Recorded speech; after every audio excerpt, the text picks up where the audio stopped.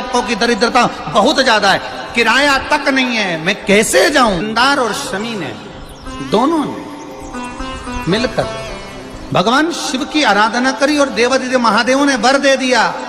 सुनो शमी और सुनो मंदार, यदि कोई भूल से भी आपकी पत्ती, आपका पुष्प मुझे समर्पित कर देगा, सुनो मंदार, सुनो शमी, अगर कोई भूल से भी आपकी पत्ती, आपका पुष्प मुझे समर्पित कर देगा, उसे हजारों अश्वमेध यज्ञ के स्नान का जो पुण्य होता है वो एक क्षण में प्राप्त होगा। हजारों अश्वमेध यज्ञ का पुण्य, हजारों अश्वमेध यज्ञ का पुण्य एक क्षण में प्राप्त होगा। ये मंदार, ये शमी, हजारों अश्वमेध यज्ञ का पुण्य एक साथ। शमी की पत्ती देखी है आप लोगों ने, जम के तो बोले जरा, देखिए मंदार पुष्प भी देखा हुआ है। अब शमी की जो पत्ती होती है, उस शमी की पत्ती को भगवान देवादिदेव महादेव पर चढ़ाने का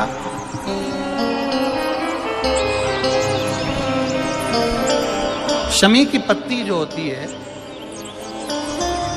उस शमी की पत्ती को चढ़ाने का एक नियम भी होता है।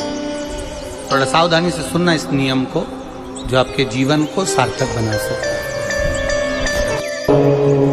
शमी की पत्ती को चढ़ाने का एक नियम है, बड़ा सुंदर नियम, आपके जीवन में उतारने लायक। महाराज, जब सारा श्रृंगार मेरे देवादिदेव महादेव का हो जाए, बहुत ध्यान से सुनना, ये प्रसंग आया नहीं पहले, आज अगर कुबेरेश्वर बाबा की पावन धरा पर यह प्रसंग निकला है तो उसको ध्यान से सुनना भाव से। पत्ती, शमी की जो पत्ती होती है, उस शमी की पत्ती को कब, कैसे और कहां चढ़ाना चाहिए, और शमी की पत्ती का फल क्या होता है, वो भी अपन समझ लें उसको। शमी की पत्ती, संपूर्ण स्नान भगवान का हो जाए, संपूर्ण स्नान। आप समझे उसको, जैसे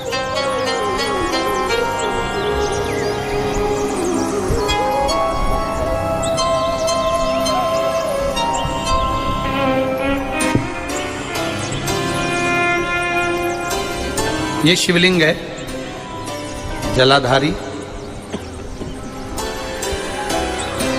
जल निकल कर जाने का स्थान, गणेश, कार्तिकेय, अशोक सुंदरी, जलाधारी मतलब माता पार्वती जी का हस्त कमल, शिवलिंग, शिव का स्वरूप, ऊपर जो जलाधारी लगी है उसमें से एक एक बूंद जो पानी नीचे गिर रहा है, जो पानी नीचे गिर रहा है, शिव जी की बेटियां जया, विषहरा, शामली बारी, दौतली, देव, शिव जी की पुत्री बेटियां।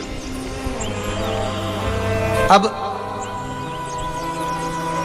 जब देवादिदेव महादेव को शमी का पत्ता चढ़ाया जाता है, कब चढ़ाते हैं, जब आपने संपूर्ण जलाधारी को हाथ से साफ कर दिया हो, शिवलिंग पर जल चढ़ा दिया हो, शिवलिंग का पूरा श्रृंगार आपने कर दिया, संपूर्ण श्रृंगार मेरे देवादिदेव महादेव का हो गया, संपूर्ण श्रृंगार। बाबा को चंदन का लेपन, अबीर, गुलाल, अक्षत, बेलपत्र, धतूरा, जो भी तुम्हें चढ़ाना है सब कुछ तुमने चढ़ा दिया, सारा श्रृंगार मेरे देवादिदेव महादेव का हो गया। तब शमी की पत्ती को मां जगत जननी की जो जलाधारी है उस पर मात्र स्पर्श कराकर शिव के शिवलिंग पर आखिरी में समर्पित कर देना चाहिए, जिससे हमारी मन की जो कामना है वह मां जगत जननी देवादिदेव महादेव से उनके कानों में श्रवण करा। शमी पत्र का एक बात और स्मरण में रहे, शमी पत्र की बहुत एक बात और अपने स्मरण में लीजिएगा। शमी पत्र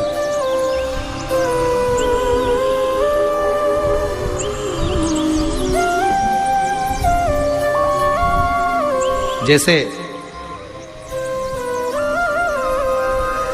शिवलिंग, जलाधारी और स्थान।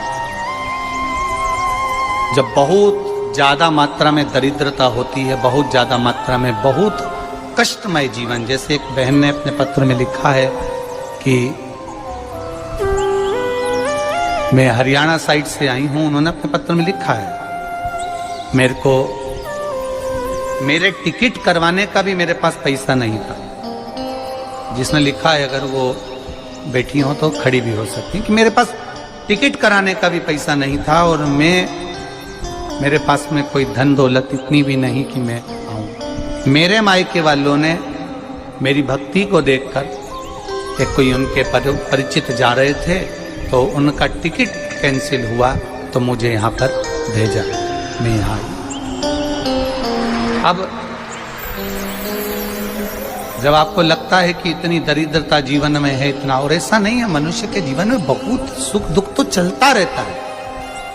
मानव का देह है, ये तो चलना है, जीवन पर्यान चलना है, सुख दुख चलेगा,